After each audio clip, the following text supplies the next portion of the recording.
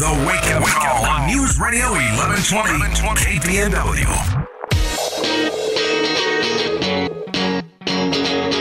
8:27 with the Wake Up Call.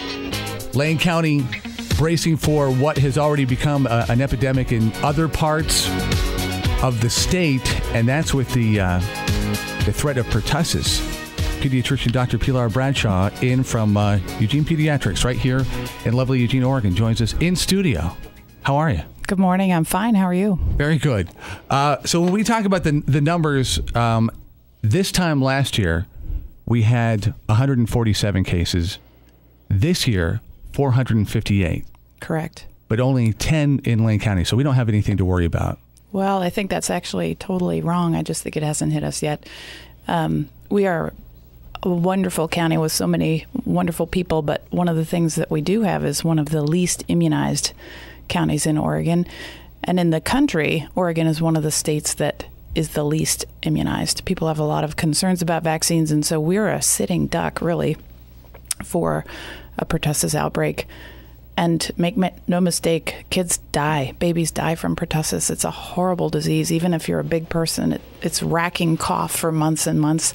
And if you're an adult who spends any time around children, particularly babies, you really owe it to yourself and to that child to get immunized. Do it every year.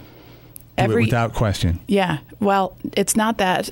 Happily, if you're an adult over the age of 19, you only need to get one booster. So if you get it now, you're going to be good to go. There's research being done. You know, right now we're supposed to have a tetanus shot every 10 years. And I know a lot of us adults forget about doing that.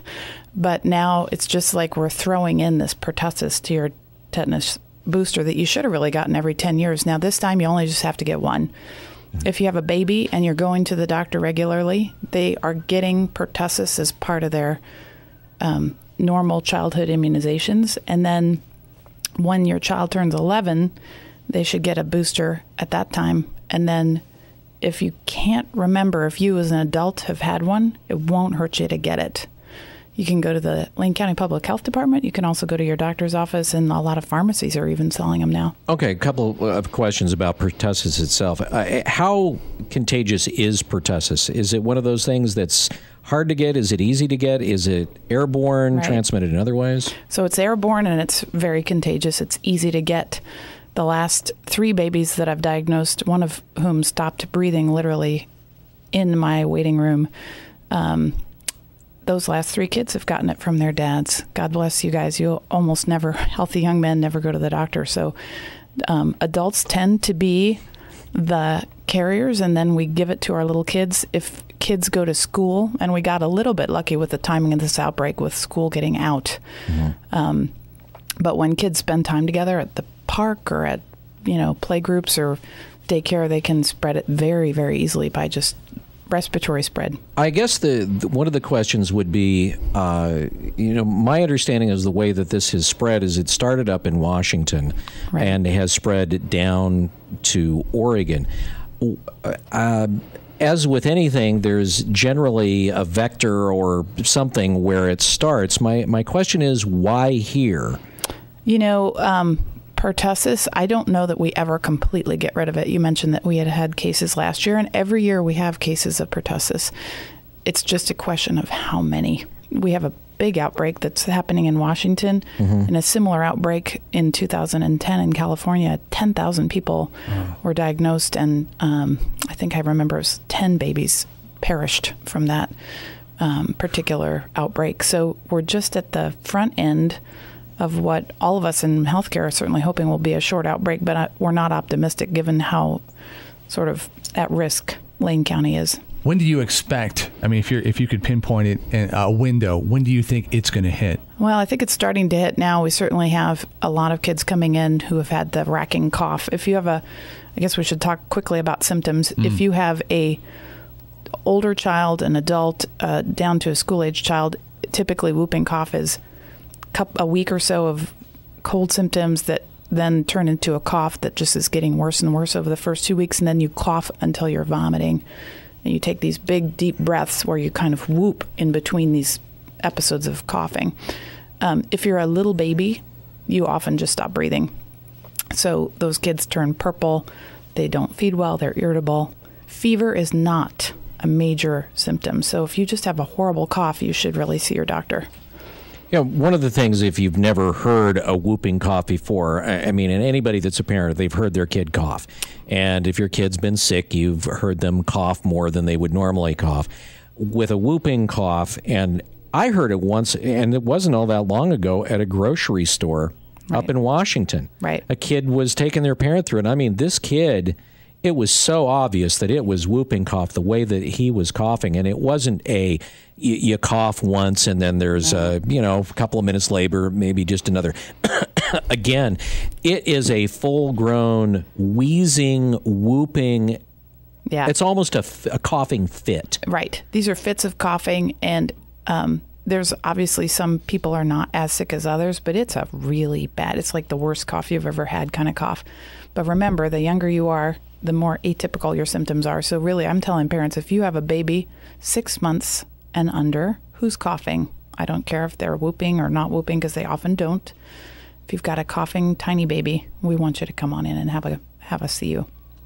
Out of curiosity, you talked about the parents, you talked about not being immunized. What do parents that you talk to that come into the office, why do they not do that?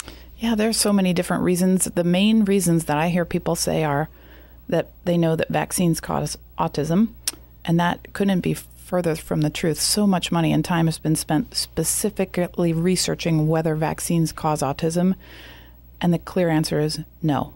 We don't know yet what unequivocal, all the factors not are. just Unequivocally, no. So that's not a good reason in my mind. A lot of other parents are worried about aluminum or other contaminants in vaccines, and actually, wasn't it more mercury? Because there was mercury, now there's aluminum, and there's a lot of hysteria in the lay media, and I understand why parents worry about it. If you love your kid, you think about everything. There have been some books that have really fueled the fire of anxiety. Parents worry about too much vaccine being given all at once because the kid gets multiple pokes. But I always remind parents, these are highly purified vaccines that have been deeply studied by people who've spent their whole career, very smart people who have dedicated to children's health. And the Academy of Pediatrics recommends these. We all love kids, and we want the best thing for our children as well as your own. And I've been a pediatrician for 14 years. I've given hundreds of thousands of doses of shots. I've never seen a kid have a really significant reaction to a vaccine, but I've been to too many funerals now for kids that died from preventable disease. So I'm strongly encouraging parents, particularly now with the pertussis outbreak coming, please immunize yourself and your kids. I can't even imagine that. I mean, just the fact that you say that hits me in the gut to be a parent and have to go to your kid's funeral. At what age, if you look at the course of vaccinations, what age do we hit the DTaP? Right. So you should, this is something important to highlight. If you're now in an outbreak setting, we recommend that the first dose of whooping cough or pertussis vaccine be given when your baby is 6 weeks old. Don't wait for the 2-month well baby checkup. Have it done at 6 weeks. The shot is given first at 6 weeks, then at 4 months, 6 months, 18 months, and again at 11 years old. Let's go kind of to the other side here. Let's assume that a kid has whooping cough. Mm-hmm. What do you do to treat it? Is it treated like any other virus, or is there something different that's done? Right. So the bummer thing too about whooping cough is once you get it, it can't be cured. There is an antibiotic called azithromycin, which is given for everything anymore. Which is given for everything anymore, but is specifically given for whooping cough. But remember that that's not given to cure that person who already has it. That's to keep them from further spreading the disease in our community. And if you've been in close contact with someone who's been diagnosed with whooping cough, you take Zithromax so you don't get it. But if you get whooping cough, you'll have to suffer through it. So, I mean, as far as the actual, the wheezing, whooping cough, what's done for that? I mean, is there anything that can be given to the kid to No, at least? Sadly, most of the over-the-counter cough remedies for kids have been pulled because of safety concerns. So literally, you or your child will spend months getting over that cough. I have parents who've broken ribs coughing. I've had a baby who was in the hospital for 47 days turning purple because he kept stopping breathing from the infection, and there's nothing that your doctor can do to help. It's just nature takes its course. So do the lungs fill up with fluid then? I mean, because when you cough, your body is trying to expel something in your, breathing apparatus, correct? Right. Okay, so is it a buildup of phlegm or mucus or something in the lungs? And why is it that your body can't expel that? So if you were a tiny little person, you could run down inside your lungs and look around at what's happening when you get pneumonia from whooping cough or a lung infection from whooping cough. What you'd see is a lot of mucus and a lot of inflammation in the walls of your lungs, which causes the release of chemicals that irritate your body. So your body tries to expel that, but there's more and more stuff, evil vector coming from your lungs, and you just can't expel it until your body has had time to fight that infection. You made an interesting comment there because you used the word pneumonia. Is it common that whooping cough turns into then, or is it alongside pneumonia? Correct. So pneumonia just means that your lung is filled with infected fluid from any one of thousands of different germs, one of which is pertussis. I just had a kid this last week who had a big old pneumonia on her chest x-ray, and she was positive for pertussis. So she had a pneumonia caused by the bacteria pertussis. Wow. Is that always the case, or just sometimes the case? Yeah, just sometimes. You can get a chest x-ray and it looks okay, but the real way that you identify it is by doing a nose swab of somebody who has that characteristic horrible cough, or a young baby who has feeding problems, lethargic, turning funny colors. And those kids, of course, are in the hospital. Realizing, of course, you're a pediatrician, you also brought up that adults get this as well, and that somebody broke their rib from coughing from this stuff? Correct. You just cough so hard. And how long, you said up to 4 months for kids or months for kids. What about adults? How long are they likely to have it? Yeah, same thing. You're going to spend months sort of convalescing from that horrible, horrible illness. Do you think the county is, do you think they're doing enough to kind of prepare and get the knowledge out there? And if so, what are they doing? Yeah, I've seen a lot in the media. Actually, you guys are very helpful in the newspaper and TV news. I think the Lane County Public Health Department is doing its very best to help us. I think that I don't know if you've seen the movie Contagion. I actually thought that was optimistic. I don't think it would go that well in the case of a deadly outbreak, because that movie implied that people would be lining up to get their shots. And here we are, and I don't see any lines. So I think that it really rests with the public to take responsibility and say, hey, I'm going to protect my family. I'm going to protect my community and get my rump into public health department or one of these pharmacies and get my one-time shot if I'm an adult. I think a lot of people it's ignorance, and you hear it as a public service announcement, but when it comes to you and your baby and the health and the community, I just don't think they feel that urgency. Yeah, I think that if you've been in the shoes of, like I have, of seeing families dealing with the tragedy of a loss, that it really puts a really different perspective on it, and you realize, oh my gosh, every day of health is such a gift, and I have to protect that gift. So I think Americans are super lucky because we don't live in a place where we see deadly disease. It was interesting. One of my families who had never vaccinated their kid against anything went on a trip to Africa.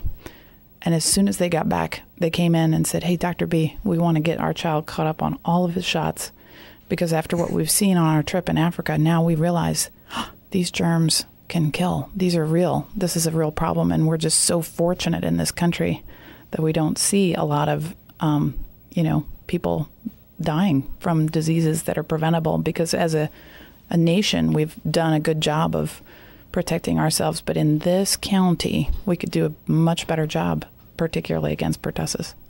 Dr. Pilar Bradshaw with Eugene Pediatrics, your best pitch for somebody out there that maybe hasn't vaccinated their kids.